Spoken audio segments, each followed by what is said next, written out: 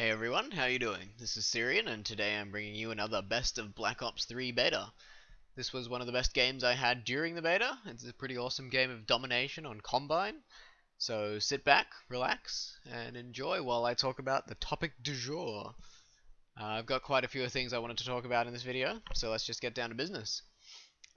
This being a Best of Black Ops 3 beta video, I obviously want to talk about the stuff in the game that I found to kick the most ass, so keep an eye out for these things come November.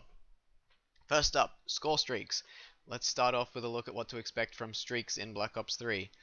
From what I have noticed, UAV, Counter UAV, and VSAT, or Hater as it's called in Black Ops 3, have all retained their power from previous games and are still incredibly useful. One major difference is that the Hater in this game can actually be shot down.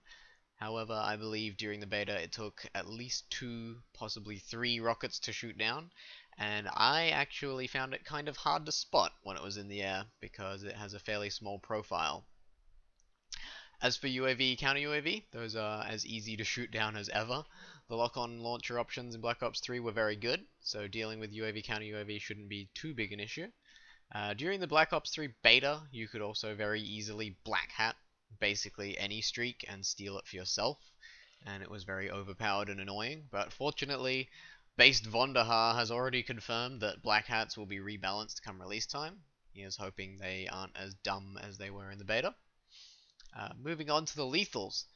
I didn't get a great deal of opportunity to experiment with various combinations, but I did get to try out most of them, and by far the lethals I found the most useful were the good old Hellstorm, Raps, and the Wraith.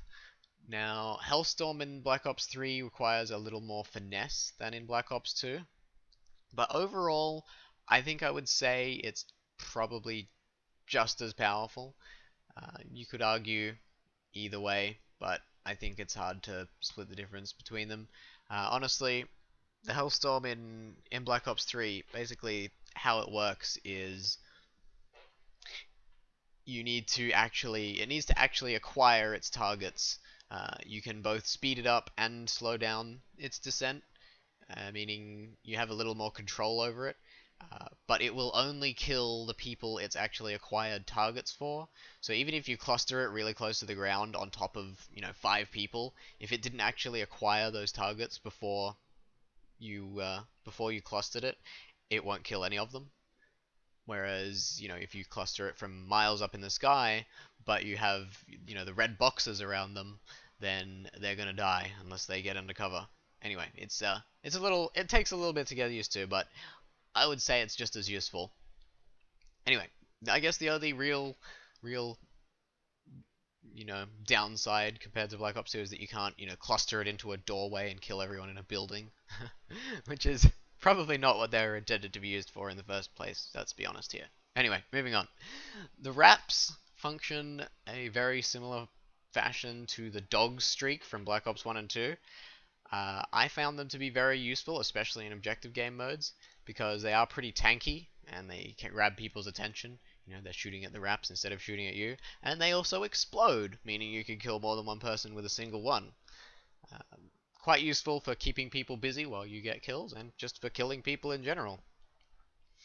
As for the Wraith, it is basically a super aggressive, super accurate version of the Stealth Chopper from Black Ops 2, and I think it actually has a really cool defensive mechanic as well. In order to get a lock on it with a Stinger, or any sort of lock-on launcher, you need another player to be shooting it with small arms fire at the same time.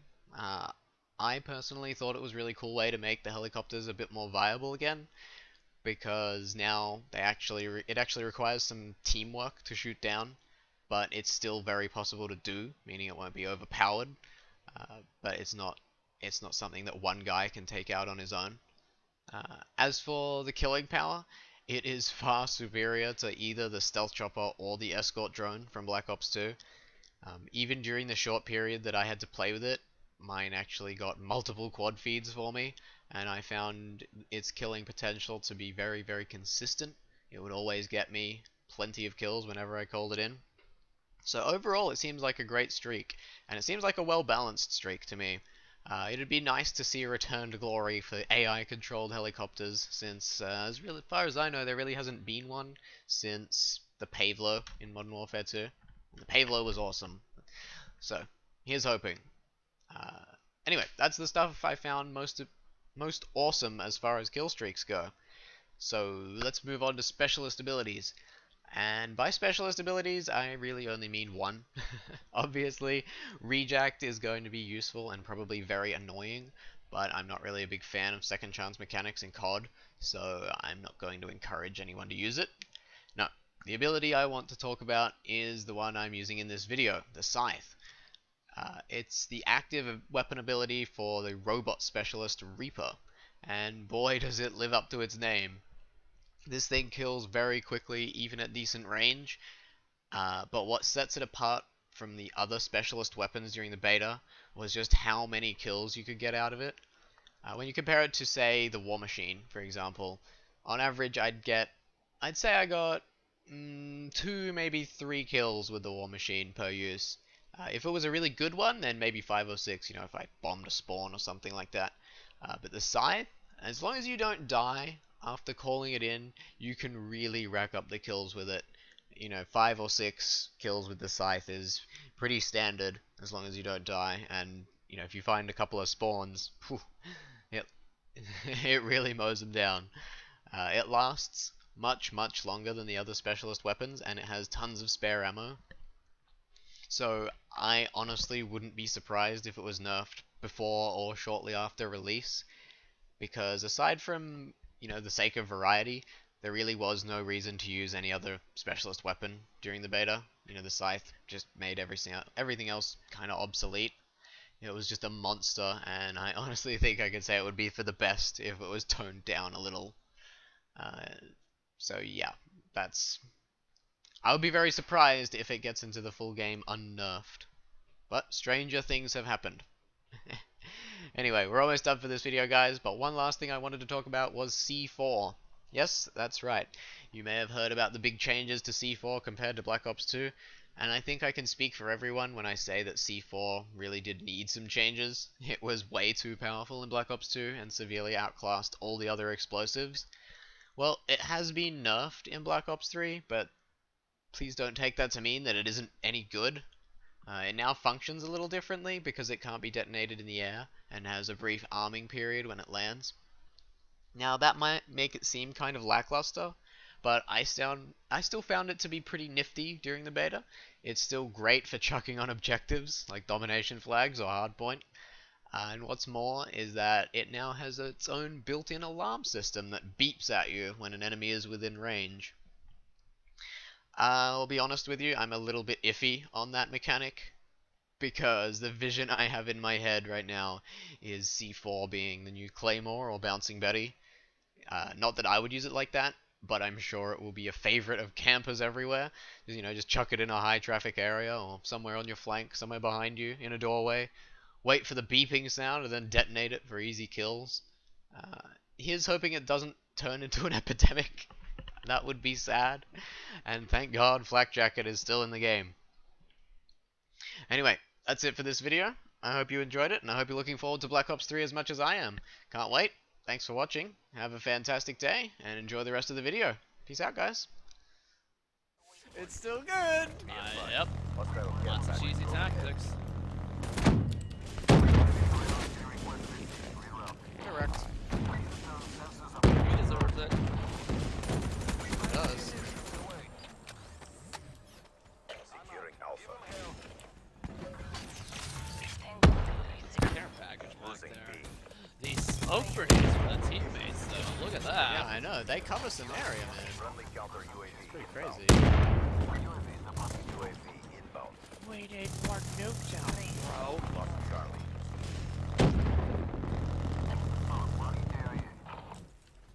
Friendly HCXD deployed. Here, have some game-ending haters.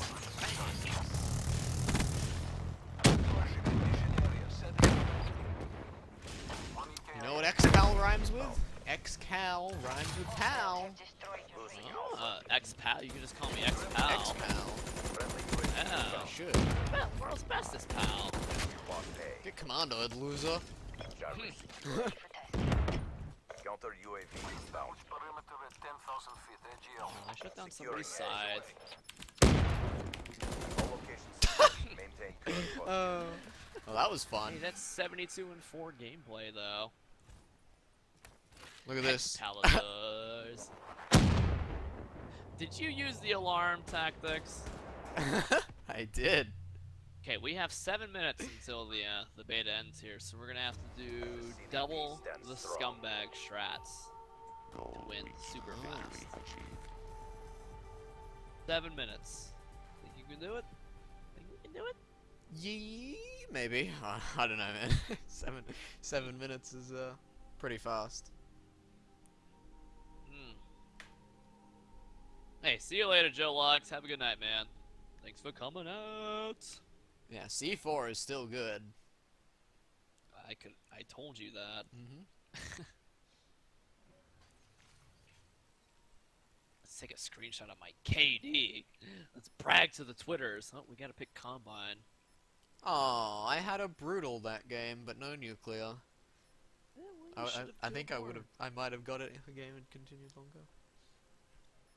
Well, you could always take off your scumbag kill whore kill streaks. Why would I do that?